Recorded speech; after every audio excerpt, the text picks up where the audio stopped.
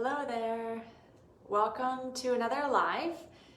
We are live inside the Radiantly Live Woman Facebook community. This is a community for women, all about understanding our scars. First, education around why they're important, and then secondly, what to do with them and how to use the power of scar work to transform your well-being. So as you come into this live, let me know you're here, let me know you can hear me, send me a hashtag live, say, hey, how's it going? And if you're watching this on a replay, please let me know again that you're watching hashtag replay. Today we are talking about vaginal birthing scars. Vaginal birthing scars is an excellent topic for women's holistic health because so many women have given birth vaginally, and it may not be on your radar. You may not be something that you're considering when thinking about how you feel on a day-to-day. A lot of women, unfortunately, these days are feeling very drained. Awesome, I'm glad you can hear me well, Sabrina. We had like a little tech problem last time, so I'm glad that you can hear. Yeah, a lot of women these days are feeling really drained, really unsure about where to go with their own kind of health process and transformation. They're feeling like they have a lot of nagging discomfort, chronic pain, digestive stuff, mental health stuff, bladder and bowel issues going on.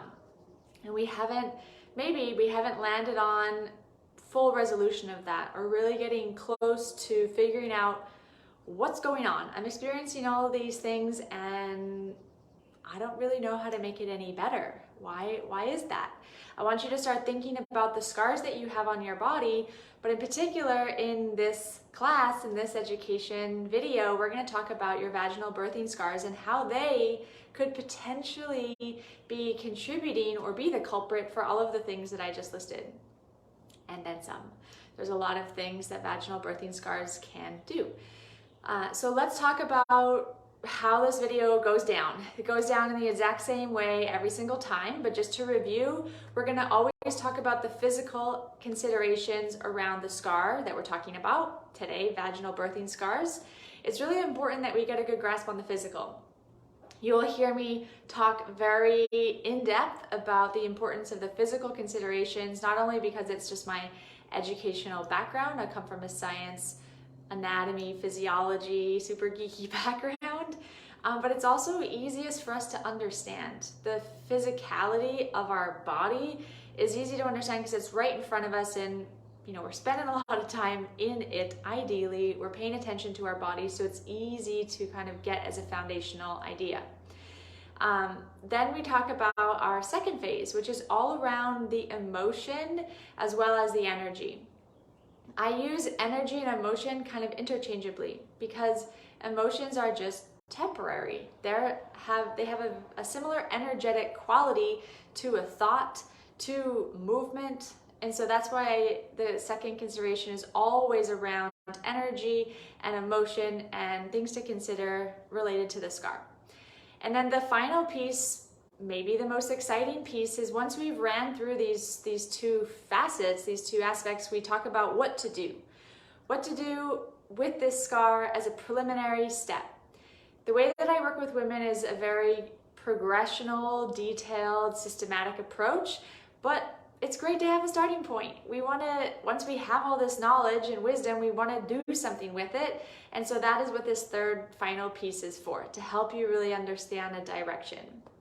So at any point, if you have any questions, please just toss them out. I'm here for you. I literally am taking these scars from our announcement board inside the Facebook group and creating a video for women who are interested in particular scars. So this is directly from someone wanting to know. It's not just that one woman. I'm sure there's hundreds, thousands, millions of women out there who would like this information. So if you know any other women who could benefit from this, please invite them into this group. Every woman inside this group has access to just invite women in here, and I really hope that you do and take advantage of that. And I really thank all the women who have been doing that and getting their friends and their family and their coworkers into this group so they can receive this free, just a new, different perspective on how to look at your health.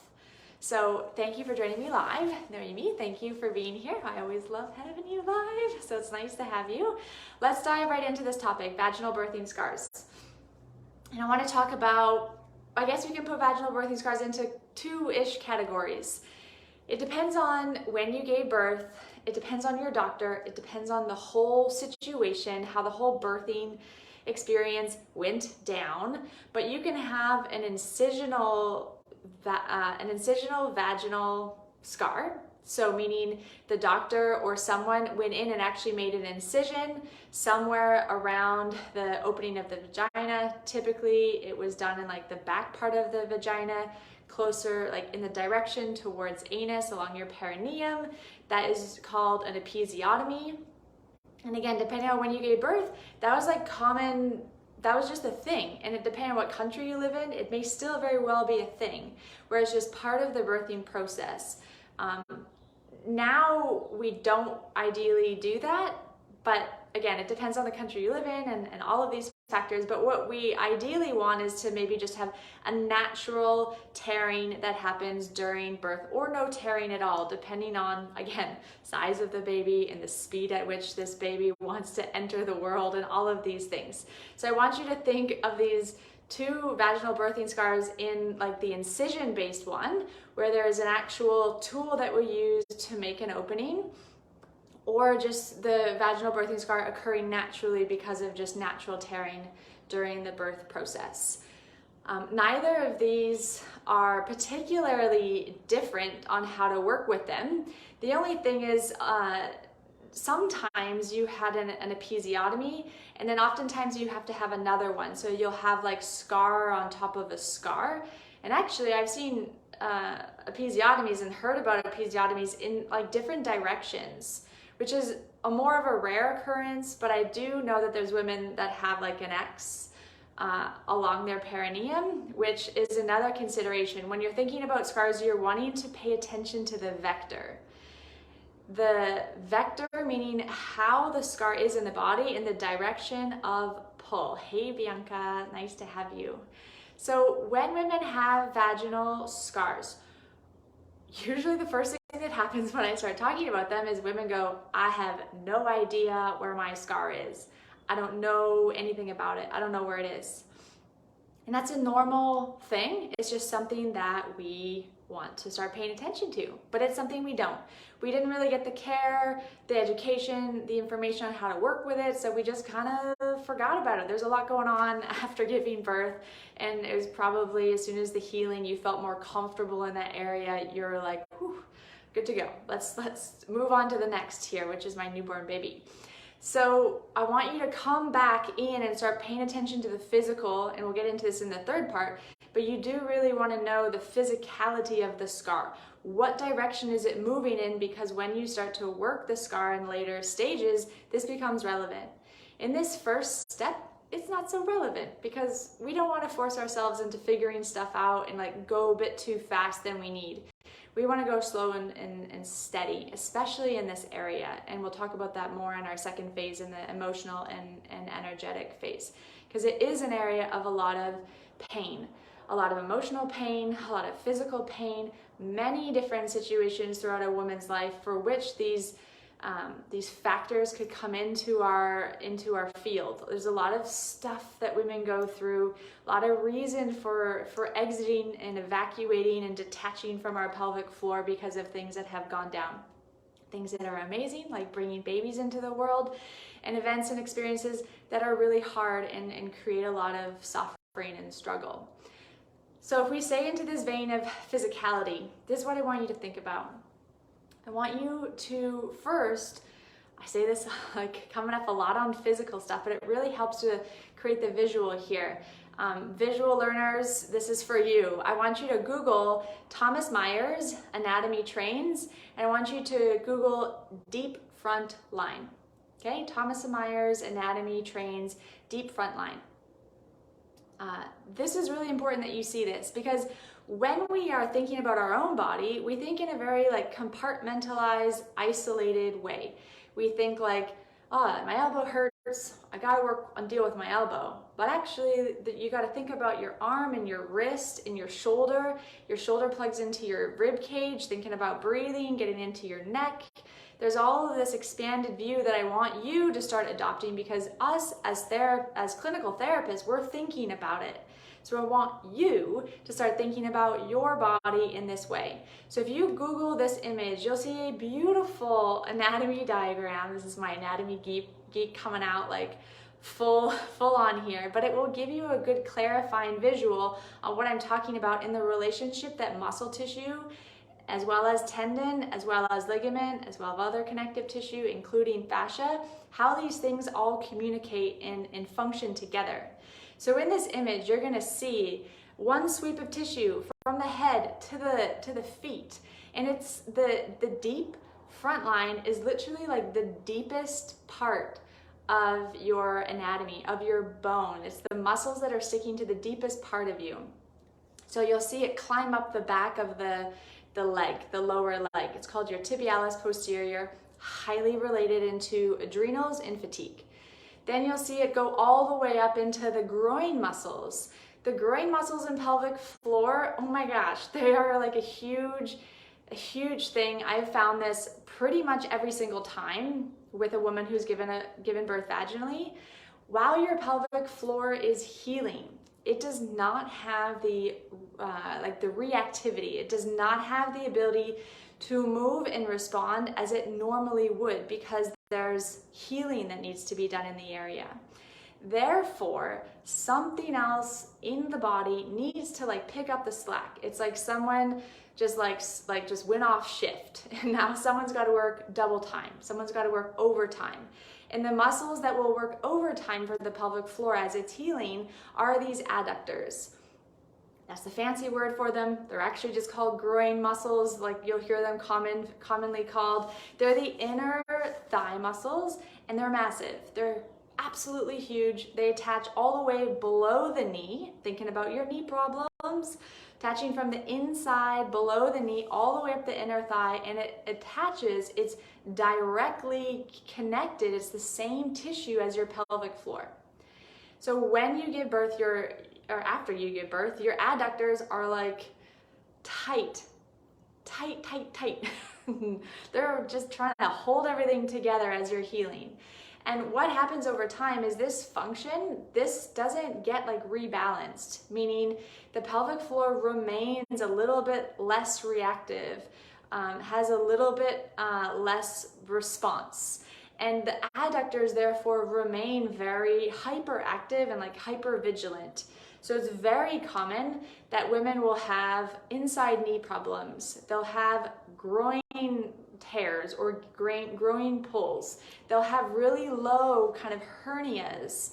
This is all potentially because of the pelvic floor, and there wasn't the proper rehab process that happened that needs to happen and can happen at any stage of your life, whether it's been decades and decades and decades since you've had your children or it's relatively new.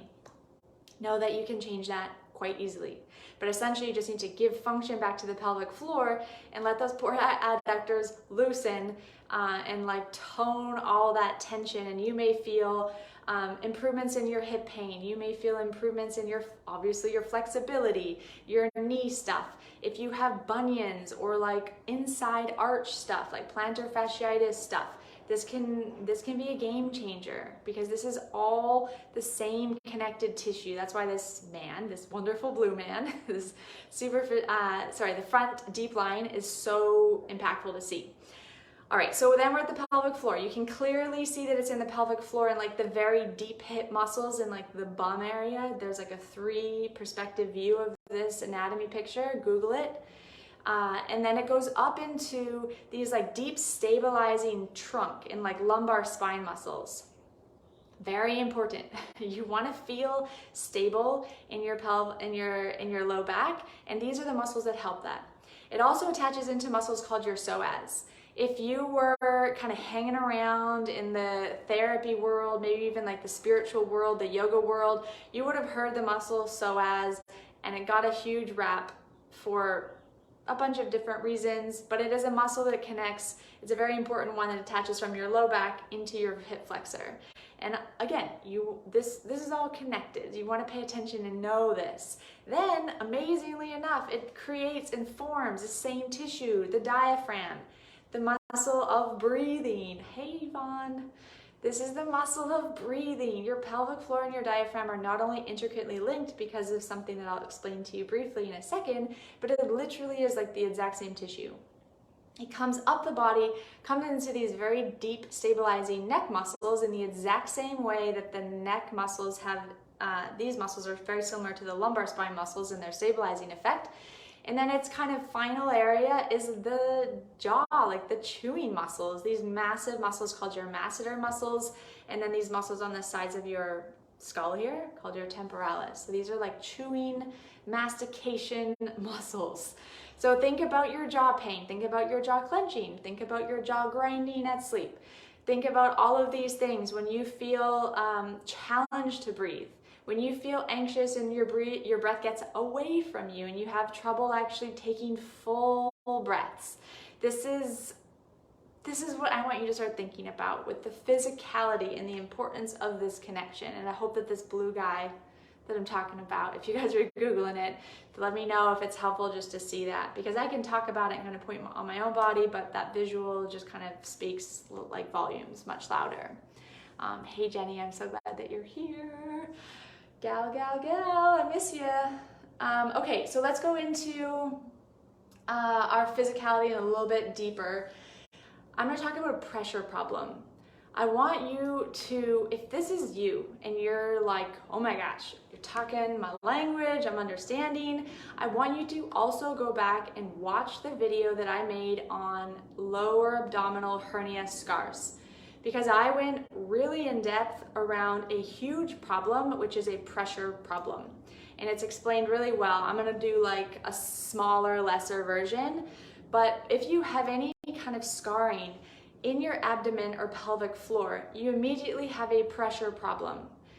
What does a pressure problem feel like? It could feel like incontinence, crazy urgency. It could feel like issues with constipation or diarrhea. There's like a literal problem with pressure in this intrinsic unit that is kind of like, it has like a boundary of your diaphragm, your front abdomen, your low back, kind of like from the ribs down to your tailbone, and then your pelvic floor. I want you to like almost like visualize this as if it was like a balloon, like a party balloon. And everything, what's helpful about this visualization is I want you to feel that everything is intricately connected. So when you have a scar on your abdomen, you have a pressure problem. When you have a scar in your pelvic floor, you also have a pressure problem because it disturbs the pressure gradient that it requires. Your body needs a certain amount of pressure to facilitate digestion. Definitely. That's a great question and great timing. Any kind of digestive issues, I don't know about the diagnosis or mixed diagnosis of IBS. A question just came up here. Could it be mistaken for IBS? It very well could be. A lot of medical diagnoses or symptomology that get diagnoses, they are what we call idiopathic in medicine, which is like, I don't know where it came from, but it's here. And that to me is insufficient, because when we're trying to build a relationship with our body, take responsibility for our body, take the reins of our health, we want to know. And we want to know, and we need to think back in our own personal timeline and our own life and circumstances and events to get that information. So yeah, it will affect your digestion totally 100%. It will throw off the natural requirement that it needs. It will be disturbed of your breath, how you manage stress and tension. And the biggest thing I want you to think about is I want you to think about if a balloon has like a weakness, it's leaking air very slowly. So in our body, it's not leaking air. That's not happening, but it is leaking energy. So women who are saying, I'm really tired, I'm really drained, and I don't know why. I don't know what's going on. I feel like I'm doing the basics, but I still wake up and I'm really struggling. And it could very well be because you have this energy leak that is like literally leaking energy from your pelvic floor, because your pelvic floor is hindered and impeded some way because of the scarring that is there, as well as our disconnection, as well as us going, I can't really spend any time there anymore because of all of these different scenarios. One of them very well could be your birthing process. Birth is hard, it's a struggle, it's a lot of effort. And we need to pay attention and honor that whole experience, because so much goes on and then life continues and we don't necessarily get the chance to slow down and actually integrate and do some proper healing in the area. So this is what I want you to think about with pressure. This is a closed system that requires a certain amount of pressure, and any type of scarring will weaken that balloon and throw off your pressure, contributing to a lot of different physicality and emotional things that you're feeling. And I could rattle off a ton of different symptoms, including stuff in your head like headaches, chronic sinus things like congestion. All of this could be pressure problems, all right? So that's the physical stuff that I want you to think about. I wrote notes to make sure I am like as clear as I can and I'm not missing anything too huge here. So that all brings us into our next kind of piece. When we have actual physical pain, when we have discomfort, when we have chronic stuff, we do not like to lean into it. We're hardwired to pull away. That's a survival mechanism that is inside the human body. But as we become more evolved, more awake, more aware, ready to change, wanting to transform, we have to go kind of off of that instinct and walk right towards the struggle, right towards the pain. That's what a transformational experience is all about. That's what resolution of long-standing stuff is all about. You got to kind of stop running from it, turn around, and slowly, respectfully, progressionally walk right towards the problem and start to work it. So this is really important for bringing to light this second piece, talking about all the emotional and energetic considerations. There's a lot, like I said, that a woman can go through in this area. There's physical abuse, sexual abuse, there's just accident and injury, like tailbone stuff. Lots of just banging tailbones. You could be giving birth and it could smack your tailbone. I know I've worked with a woman and her baby like broke her tailbone, but it was only because the tailbone was in such a funky position in the first place because of like where it had been because of a previous accident. So we want to think about all the hard stuff. And it could be a large thing that happened, like rape. It could be something that is maybe not as massive as rape, but still as intense on the energy body and on your physicality, where you were wanting to say no to intercourse and instead you said yes. And maybe it happened once, but oftentimes it happens a lot. Certain relationships, stages of life. It's these moments in life or stages when we are incongruent with our values, where we feel really shameful and very badly about ourselves for this. So I want us to all kind of walk into that space really slowly and kindly and softly with ourselves, because as women, like I said, there's just been so much stuff. So these are the kind of emotional, energetic things I need you to start considering and thinking about for reasons which you've exited and kind of left your pelvic floor.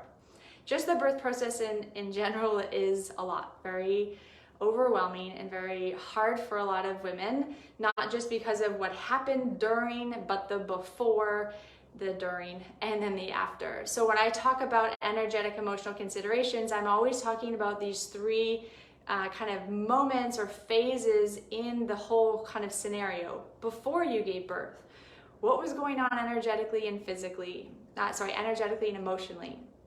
There's probably a lot of fear, uncertainty, a lot of, I don't know, especially if it was your first child. During, what was going on? You know, did your birth plan go as you thought it would? What was the relationship dynamics between people in the room? partners, spouses, medical staff, what was going on during, that all counts and that all matters. And then the after is any time after the birth, kind of extending all the way to present day. A lot of women just feel like they aren't the same in there anymore. They feel less than. And this is something that, again, we need to acknowledge and consider. The birth process is like your entryway. It's like your doorway into feeling into this emotion and this energy. But like I said, the pelvic floor for women is kind of a hotbed for content that we need to resolve and transform.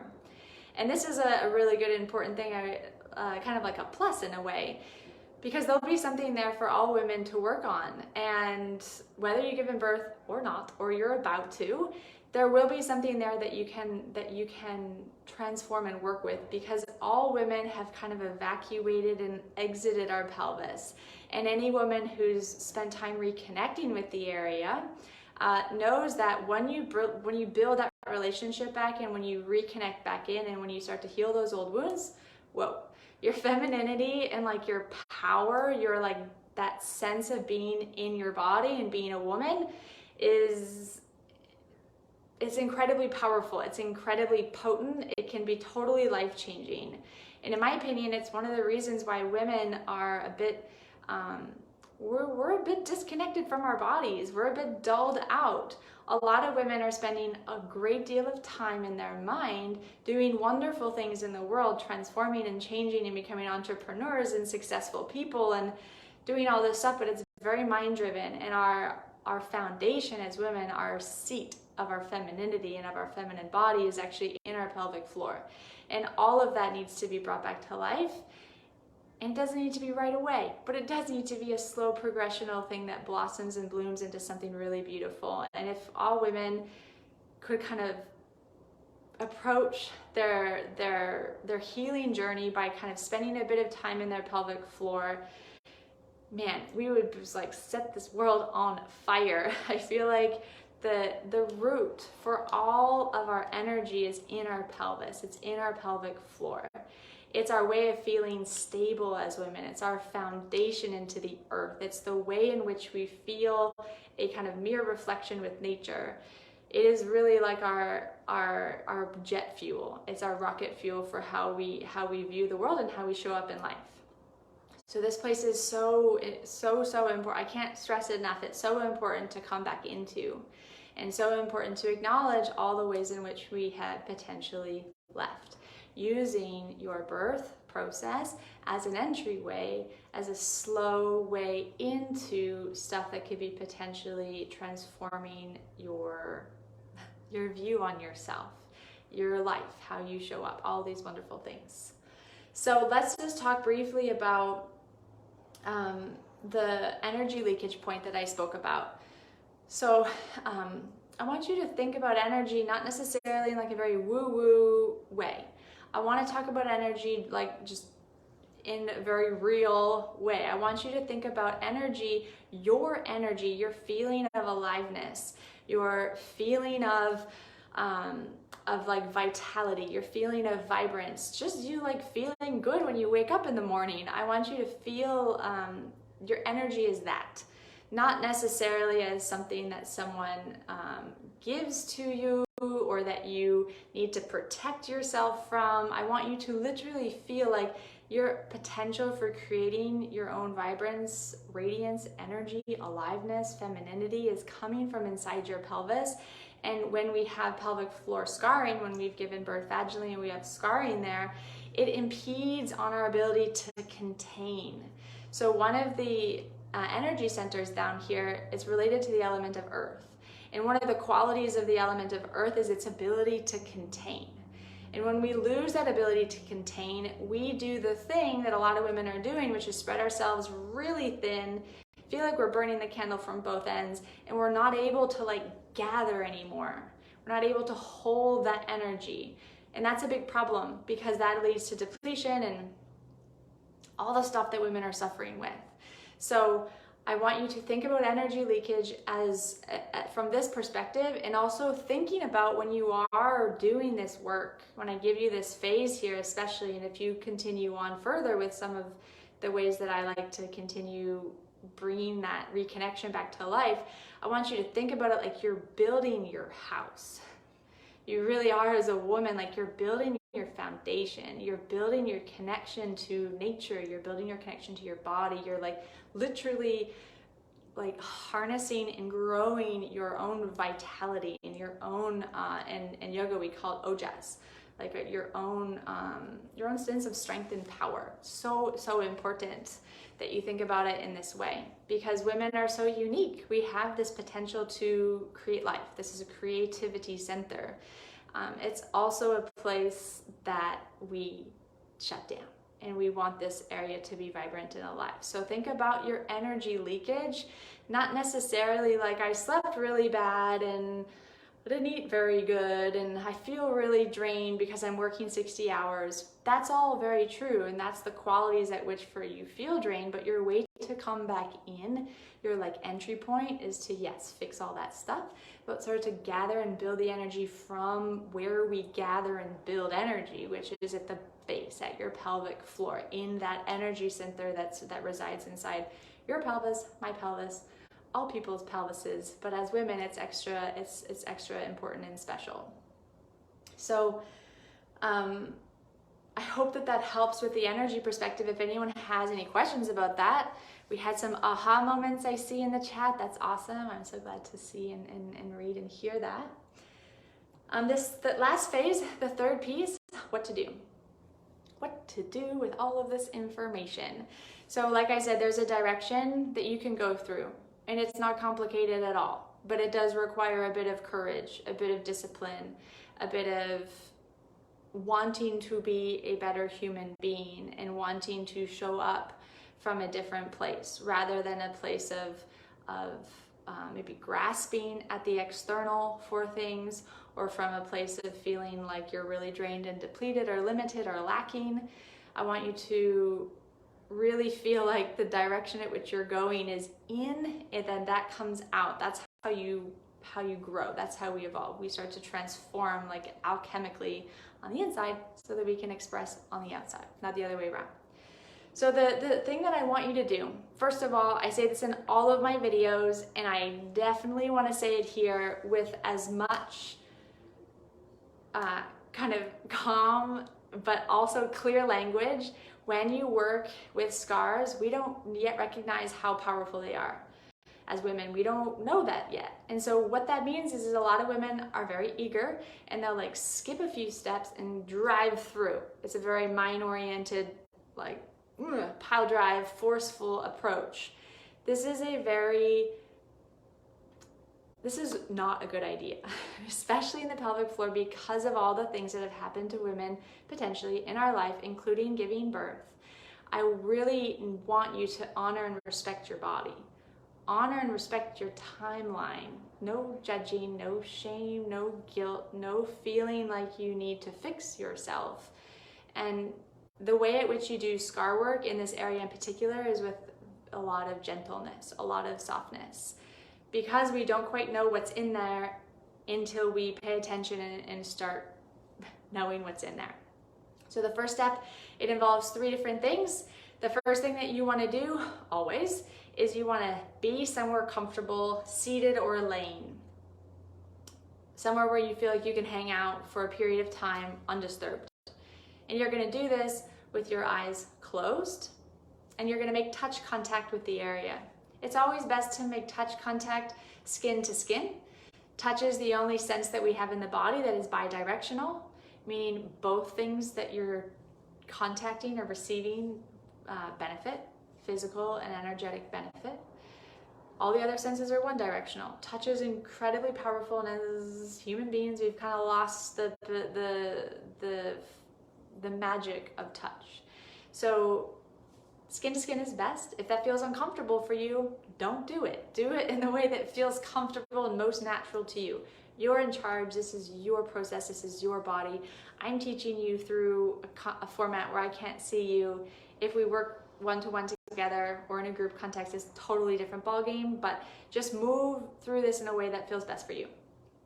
Once you've done those things, you're lying down, eyes closed, touching contact, the whole hand. You don't need to be like poking and prodding. You don't necessarily need to find the scar, although it probably would be better. A lot of women, like I said, don't know where it is. Eventually you will start to need to know where it is, but just as a preliminary entry, start to just spend a bit of time there. Maybe look for the scar, maybe don't. You're gonna do two things from this point. You're gonna pick up the physicality of the area. What does it feel like physically? A lot of women, when they touch scars, they feel aversion, they feel sick, they feel icky, feel gross. This is an area where that is very likely to happen. I want you to pick up feeling, if you're on the scar, places where it feels ropey or knotted, or places of tension, areas where the skin is pulled up or kind of like dragged and stuck in. I want you to pay attention to all of those things, all of those small things. As you build your sense of touch, you will feel more. At the beginning, you may not feel much and you'll think, oh, it's not a big deal. But it doesn't necessarily need to be like 100 or maybe 50% we need to work the physical and 50% we need to work the energy. For this area in particular, it could be like 80% energy and emotion and 20% physical. So don't take the way that it feels as what you need to do. Just gather information at this point and grab as much information as you can about the physicality. Then the third thing, and the second piece of information I want you to grab is I want you to grab the energetic or the emotional quality of the area when you connect and contact it. Particularly just resting and sitting in that feeling. What is it bringing up emotionally? Are you hot? Are you cold? Are you angry? Do you feel resentful? Do you feel sorrow, grief, sadness, confusion? Do you feel absolutely nothing and you feel just totally dulled out and black? That's also a very common thing that women will say.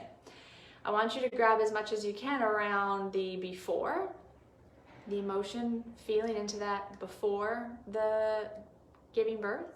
If you've given birth more than once, obviously you do this for each birth, because each birth will be different. I don't need to tell you that. Each birth was totally different, so you need to do this for each birth. Do the before birthing, the actual birth process itself, the during, what was going on emotionally, energetically in that moment, and then after. Anytime after the birth leading up to now, what do you feel as a whole in that area? Once you have those things, you're able to just lean into the process a little bit more because you know what's coming. You kind of get a sense. Maybe it's not super clear, it's a bit foggy, but at least you know where you're going and you know potentially the impact. If you feel nothing, if you're in nothing land, which is so common, go slow. Go nice and easy and respectfully. If you feel a lot, you start crying, you are incredibly angry, you like go red or see red, go slowly, go respectfully, go kindly, go smoothly. The same thing. So in either direction, I want you to go about this in a way that is very kind. Okay, then after that, where we would eventually be going with this is pelvic floor breathing. Pelvic floor breathing is a course that I like to teach in detail, so I can't give you how to do that because it would take a lot of time and there needs to be a question and answer period. But let's go the steps before that. I want you to just, as you're laying or as you're sitting, just in this moment, I want you to feel, where am I breathing? How deeply am I breathing in my body? Am I breathing just to my ribs? Am I really just breathing up here? Am I just breathing to my belly button? Or am I allowing myself to breathe all the way down to my base? Because most women aren't. Most women will be breathing either here or kind of here. Depending on the woman, you could also be breathing just really out to the sides. It's very rare that a woman is naturally breathing down to her pelvic floor. I want you to take this inhale down into your body as a yes to embodiment, like a yes to being a woman. That just direction of breath is very healing, very smooth, very relaxing, very reliable. So it feels good to do a breathing practice like this. It feels very manageable. It's not intense or overwhelming. And then your exhale is all about just softening, relaxing into the mood, into the state, into the feeling. I want you to just assess, not analyze and logically pick yourself apart. I want you to just observe and feel, just assess where you're breathing and how it feels to actually breathe a little bit lower. Can you feel your pelvic floor moving with your breath? Just that simple thing can be your direction to beginning pelvic floor breathing. Please do not contract anything down there. There's a very clear direction and very clear progressional way to start contracting and moving the pelvic floor. A lot of women are doing Kegels right now. A lot of women are not doing Kegels very well. So don't force, don't contract, don't grip. Just allow the breath to just enter and exit and just see what it feels like. So that's my what to do.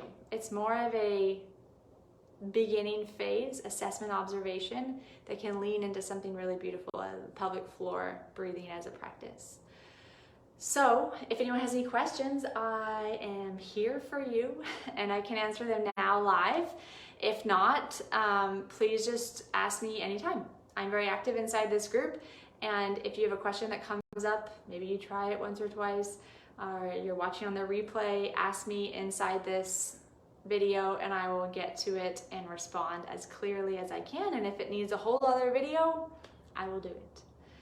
So we're gonna have another live in a couple days. We're gonna go over a whole other scar. I'm gonna announce that tomorrow. We're gonna be doing that on Thursday, always at the same time, 12 p.m. Pacific time. I hope to see you there. It's been great to have all of you live. I do not see any questions for the time being. Let them out whenever they come. And again, thank you so much for being here, and I will see you soon. Bye.